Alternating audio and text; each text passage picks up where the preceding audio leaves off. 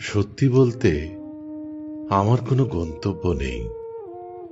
কোথায় যাব, কি খাবো ঠিক নেই।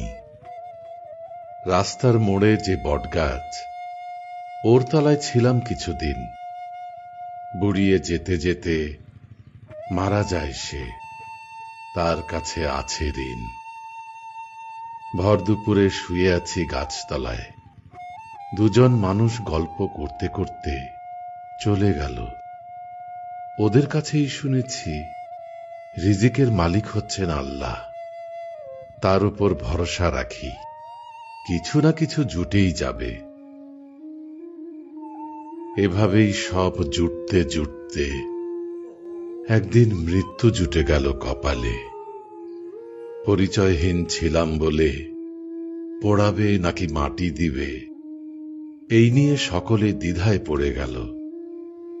কেউ একজন বলে উঠল, ওকে একদিন মসজিদের পাশেই দেখেছি, সুতরাং সে মুসলিম। আমার জন্য কবর খোঁড়া হচ্ছে। আমি রাজার মতো করে শুয়ে আছি খাটিয়াতে।